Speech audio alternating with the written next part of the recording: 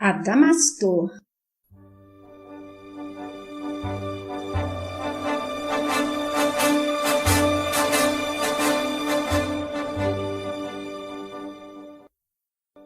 Ícaro redimido.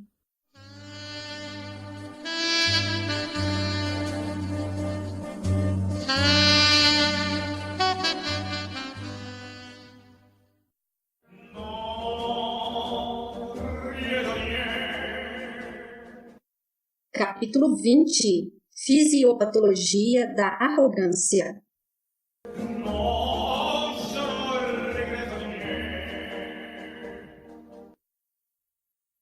Para melhor compreender esta dinâmica do espírito e sua reverberação no psiquismo e seus veículos, compararemos o seu movimento ao de um pêndulo que se agita em oscilações constantes entre dois extremos.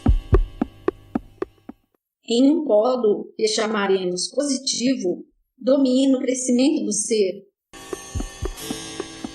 arregimentando valores em atividade de acréscimos e expansão rumo à divindade. No outro, o negativo, prepondera a quietude, o repouso, recolhendo-se o eu para o seu interior, permitindo-se assim a elaboração e o amadurecimento das conquistas amealhadas. Na aventura de construção de si mesmo, a consciência dilata-se para assenhorar bens, para depois se contrair e amadurecê-los na aparente quietude, em desassossegado e recorrente trâmito de mutações. Eis a intimidade do funcionamento cíclico do espírito, na carreira rumo à perfeição. Assim segue a vida em ondas de ascensões e descidas periódicas, mas com ganhos constantes na aquisição do progresso, pois as retrações recorrentes nunca são suficientes para fazer deteriorar e perder os valores solidamente arregimentados pelo ser. Fases dinâmicas que se alternam no exercício da vida como norma do existir nas dimensões atuais em que nos encontramos. Admitimos na atualidade e no plano em que nos manifestamos que a sujeição a estes ciclos é provisória e um dia findar-se-á quando nos libertarmos das sucessões de nascimentos e mortes, abandonando definitivamente a existência na matéria ao adquirir a condição de espírito puro. Patamar que, se vislumbramos como uma realidade, ainda é motivo de conjecturas e suposições, por se achar bastante distanciado de nossa condição atual de discernimento. Viver entre estes impulsos antagônicos faz parte do processo natural da vida, e respeitar os seus limites é manter-se na saúde e equilíbrio máximos que nos é permitido amealhar. Contudo, no exercício do livre-arbítrio, dado ao ser que atingiu a maioridade, pode o mesmo ultrapassar, em certos patamares, as zonas de normalidade, estendendo pretensões expansivas para além de suas naturais barreiras. Antecipando a glória a que faz jus, o espírito em evolução anseia viver permanentemente na máxima expressão de seus atributos natos, sem aguardar que o paulatino crescimento e a meritória aquisição de conquistas o projetem na plenitude da potência para a qual foi criado. A busca da felicidade, maior estímulo que justifica o existir e herança genuína do Criador, leva-o também a pretender a todo custo a plenipotência de suas faculdades, como se ultrapassar as contingências naturais do crescimento fosse a única possibilidade para o máximo prazer do eu. Por isso, exceder todas as medidas que nos cerceiam constitui a motivação básica da rebeldia que caracteriza o espírito nos baixos níveis evolutivos da consciência. Exercer o egoísmo inadequadamente, enaltecer o próprio eu sem barreiras, projetando-se como o maior dos seres da criação, vangloriar-se e ser idolatrado, como a máxima realização da divindade, para depois competir com o próprio Criador, submeter os semelhantes aos seus próprios interesses e fazer da existência motivação única para a sua felicidade, eis a doentia utopia que move o espírito rebelde nos patamares involuídos da vida, o egoístico sonho de toda criatura, ainda distanciada da realidade da lei divina. Doença básica, identificada na raiz de todas as dores e dramas humanos em todos os tempos, do passado e do presente. Eis porque impor limites ao egoísmo e estabelecer o amor ao semelhante são os pilares sagrados do ensinamento evangélico. Em nosso plano de estudo, tal inadequada expansão da força mental é denominada hiperegotismo, ou seja, o exagerado crescimento do ego. No exercício do hiperegotismo, o ser utiliza atitudes e empreende hábitos que, em seu conjunto, são chamados hiperpsiquia, caracterizada por grande determinação, exagerada autoconfiança, exaltada busca de prazeres e desmedida presunção, expressando-se a arrogância em toda a sua pujança.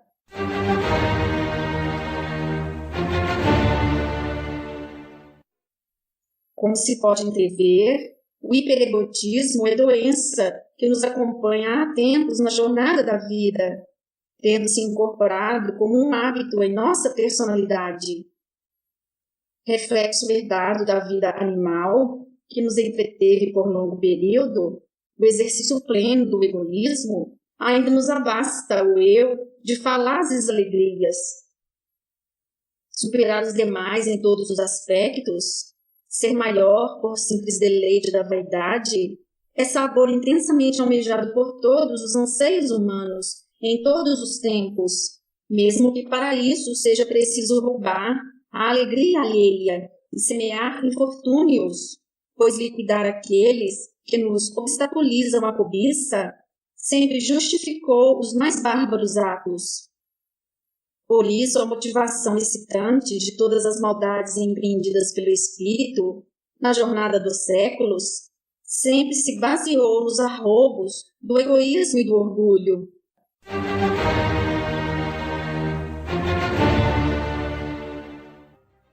Ao examinar a grave questão e trazendo à baila toda a história da humanidade, vemos que a hiperpsiquia esteve sempre impulsionando todas as aventuras e desventuras humanas, abonando todos os seus ímpetos destrutivos, com o único propósito de elevar seus protagonistas a patamares inadequados e enfermiços de megalomanias.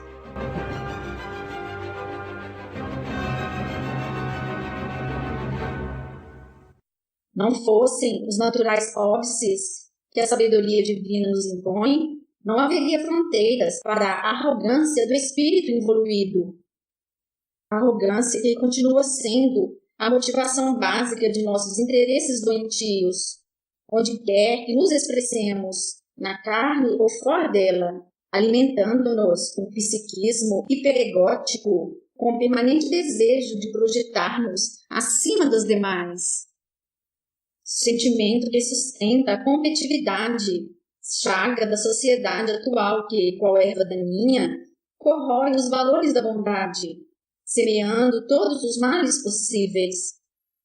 Tal impulso serviu ao ser numa época em que ele, ainda inconsciente, necessitava da luta feroz, chamada seleção natural, para despertar sua razão.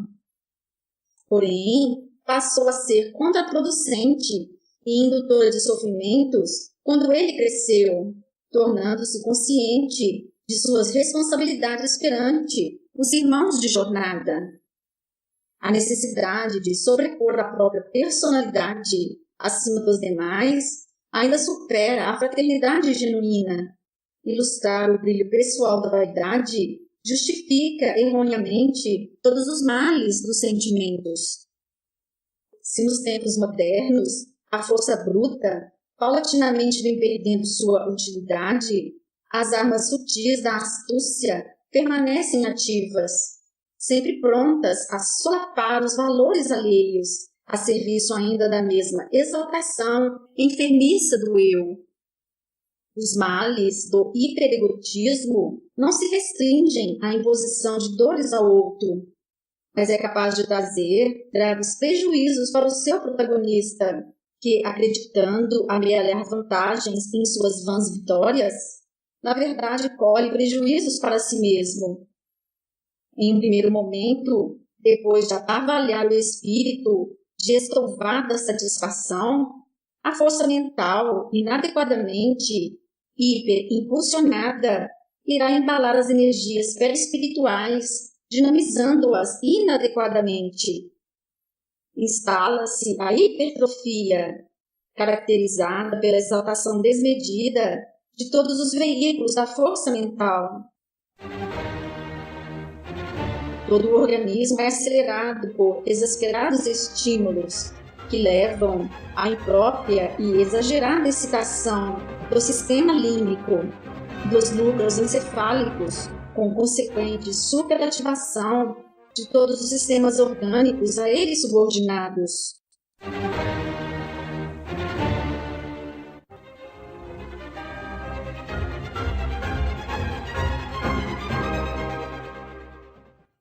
No perispírito, irá determinar hipertonias destoantes a se refletirem em dismorfias cumulativas no corpo físico, caracterizando os hiperfuncionamentos orgânicos e as hiperformações celulares de toda e qualquer natureza. Crescimentos teciduais inadequados, gerando tumores os mais diversos, insidiosamente se instalam. Exagerados funcionamentos glandulares se apresentam como resposta à inadequada hipertonia perispiritual, doentiamente sustentada e embalada pela arrogância. As patologias hipertróficas, catalogadas pela medicina terrena, são realidade inquestionável do corpo físico, refletindo a natureza hipertônica das forças espirituais, doentes de soberbia. Embora a ciência da Terra busque justificá-las em aleatórias adulterações genéticas, não há outra etiologia para o desequilíbrio da carne, mero espelho onde se reflete a alma humana, senão as forças desequilibradas do próprio espírito. Não há outra etiologia para o desequilíbrio da carne, mero espelho onde se reflete a alma humana, senão as forças desequilibradas do próprio espírito. Movimentos que, no entanto, além de representarem simples reflexo das incontidas forças perispirituais hipertróficas, são vias de solução e compensação das distonias mentais, uma vez que seus potenciais desequilibrantes são desviados para as vestes superficiais e provisórias do espírito, estampando no corpo físico a mesma errônea intenção que enodou a alma. Devolve-se ao ególatra, em forma de dores, seus equívocos de condutas e sentimentos, propiciando-lhe a colheita de sábias lições da vida, a fim de que o mesmo aprenda a viver no necessário equilíbrio de suas poderosas forças psíquicas. Uma vez, contudo, atingida sua máxima capacidade hipertrófica, as forças espirituais dilatadas iniciarão a inevitável retração compensatória. Dilatando-se o pêndulo psíquico para um de seus lados, o movimento compensador e de direção oposta surge como necessidade imposta pela lei de equilíbrio, e pede à toda ação uma reação de igual intensidade e sentido oposto.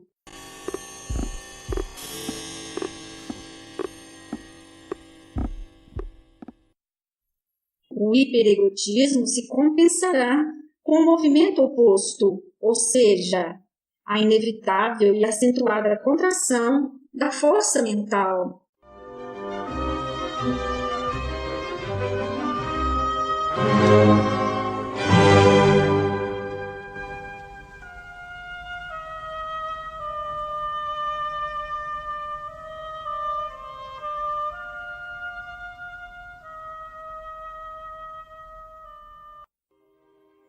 A retração psíquica será também exacerbada, carregando consigo todas as energias perispirituais e físicas, situando-as no lado oposto das intenções inicialmente pretendidas pelo ser, posicionando-o no hipoegotismo.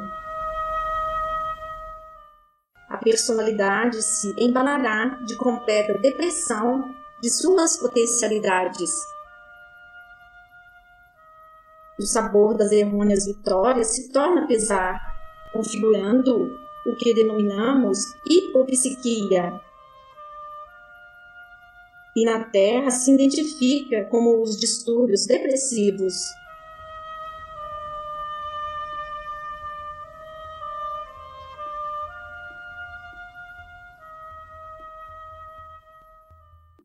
Todo o organismo se veste de doentio hipodinamismo, respondendo o mundo celular com a hipotrofia e a degeneração de toda a sua potencialidade. O funcionamento orgânico torna-se deficiente e a perda de massa celular é resposta que condiz com o mesmo padrão hipotônico das forças perispirituais.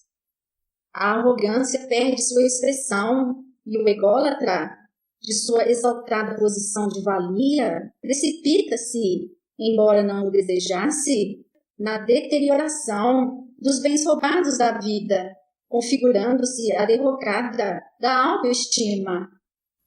O orgulho se humilha na menos-valia e a alegria foge da alma. As angústias que habitam os recessos profundos do involuído despertam, convocadas para a sua educação, corroendo todos os seus errôneos valores. O desânimo graça terreno, o crescimento desmedido por ação reativa é forjado ao recolhimento e à contração. Embalado aquém de seus limites naturais, o ser termina por aviltar todos os patrimônios indevidamente amealhados.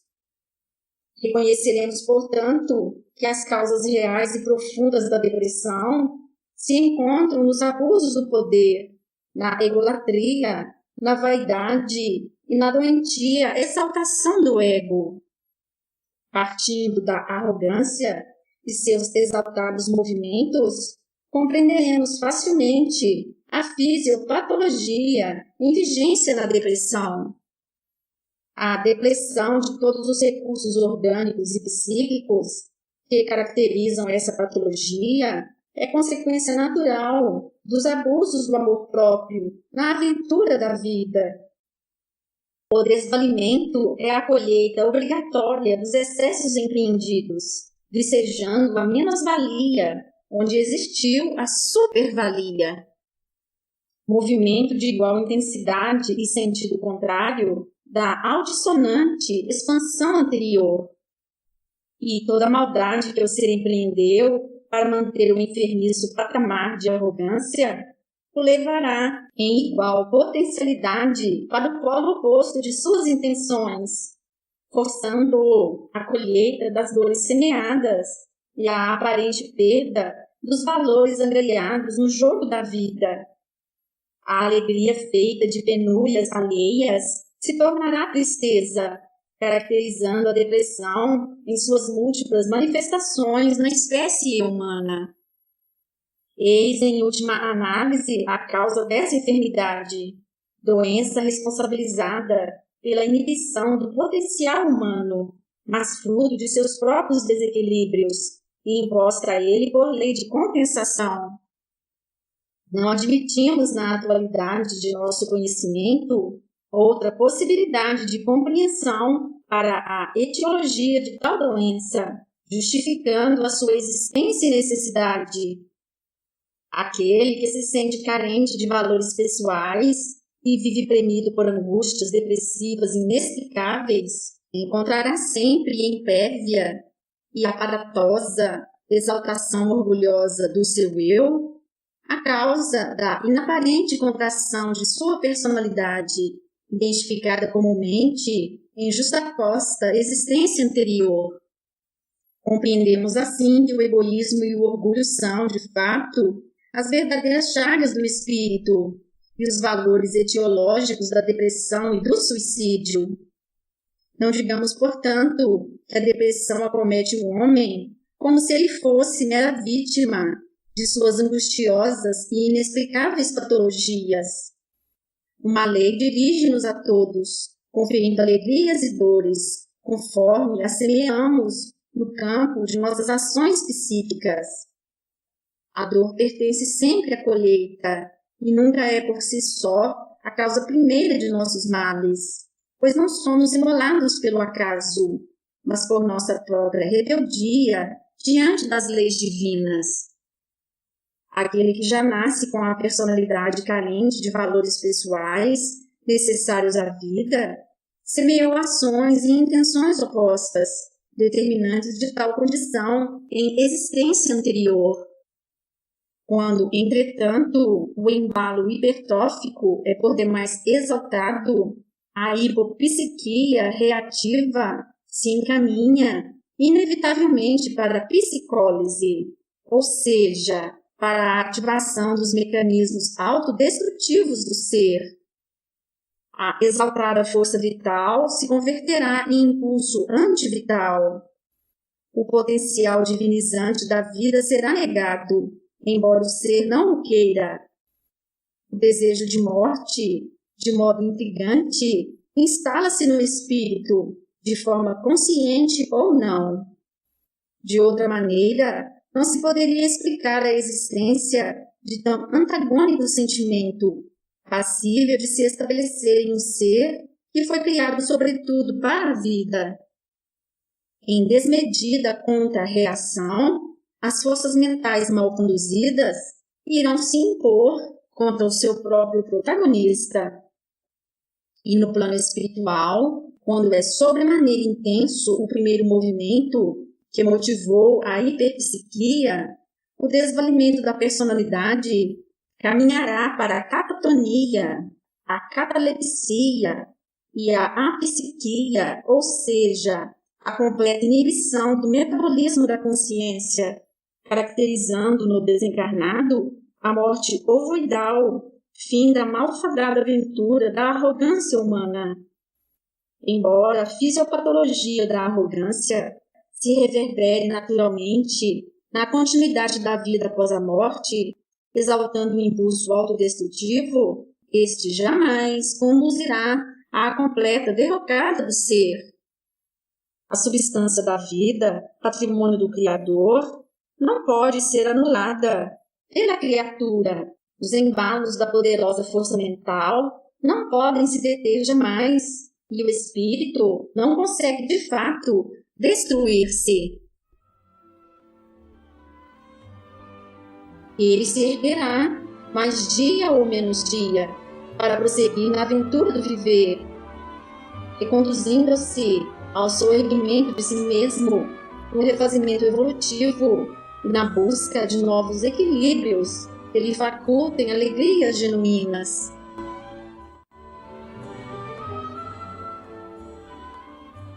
Admitimos apenas, como fato teórico, a possibilidade de sua completa anulação com o retorno da substância que o compõe ao seio divino, pois a dor, recurso de salvação da lei, será sempre exaltada diante da intenção autocatalítica, impedindo a sua completa realização.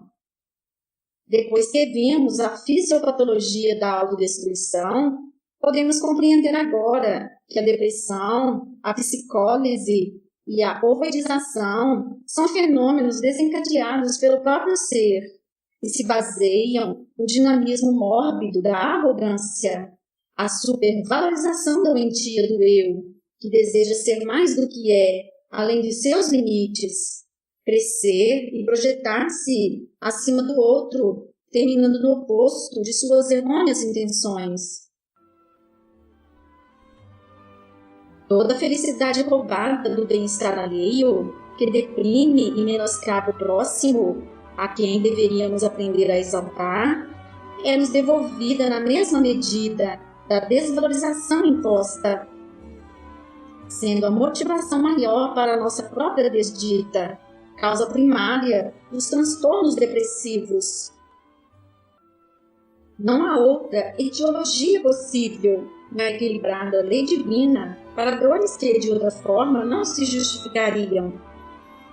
Mesmo as mais diversas circunstâncias que forjam o abatimento na alma humana, como as grandes decepções, as perdas afetivas e os insucessos variados, sempre possíveis no jogo da vida, se são capazes de conduzirem-se à grave contração depressiva, estão subordinados às mesmas leis que ofertam destinos em conformidade com as semeaduras e dores, segundo a necessidade de correção dos abusos.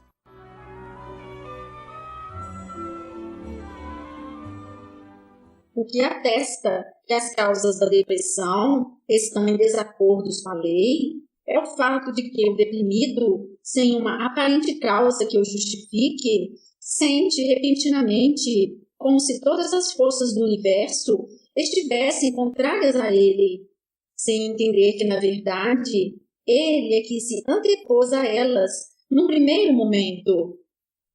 Depois de semear arrogâncias, as florações da depressão vicejam nos terrenos da alma como ervas daninhas, impondo a obrigatória colheita das mesmas humilhações espargidas nos campos da vida.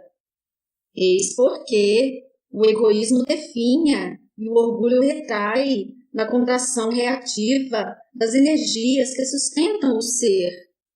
Eis porque a mensagem da codificação espírita nos revelou que o egoísmo e o orgulho são os maiores obstáculos ao progresso, e as entidades superiores que nos instruem jamais deixaram de nos alertar contra os perigos da soberba.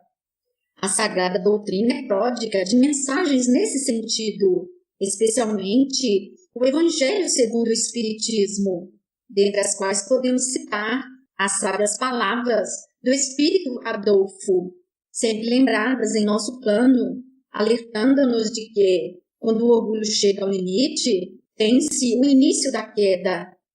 De tempos em tempos, Deus nos envia golpes para nos advertir. Contudo, se ao invés de nos humilharmos, revoltamos-nos, então, uma vez cheia a medida, ele nos abate completamente e tanto maior é nossa queda, quanto mais tenhamos subido.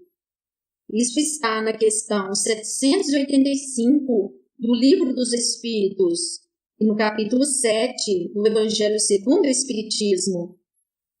Várias consequências da arrogância podem ser reconhecidas na psicopatologia humana. A perda da autoestima advém sempre como reação da excessiva valorização de si mesmo. A insegurança e a timidez de doentia autoconfiança. A carência é fruto da ambição desmedida. O pesar da alegria roubada de outrem. Toda angústia é a reverberação de um sentimento de maldade. A coerção vem da rebeldia irrestrita. O martírio da culpa se origina do ato inconsequente. O esgotamento do abuso das forças. E, portanto, o que faz nisso o homem é sua própria soberba.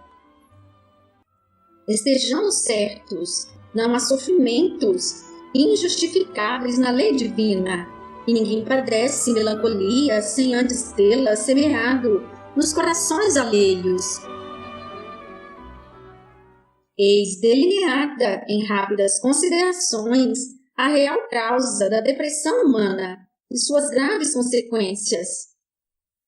Sofrimento que se impõe por força de lei compensatória e que responsabiliza o próprio espírito como seu protagonista.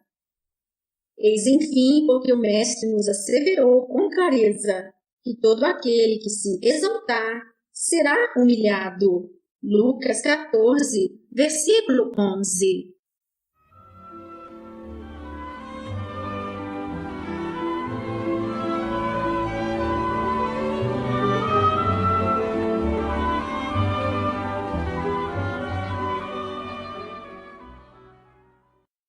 Fim do capítulo.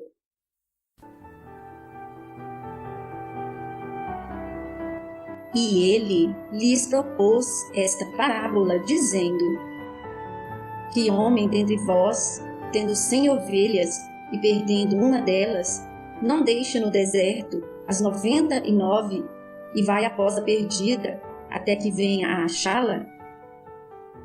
E achando-a, a põe sobre os seus ombros jubiloso. E chegando a casa, convoca os amigos e vizinhos, dizendo-lhes: Alegrai-vos comigo, porque já achei a minha ovelha perdida. Digo-vos que assim haverá mais alegria no céu por um pecador que se arrepende do que por 99 justos que não necessitam de arrependimento. Lucas 15, versículos de 3 a 7.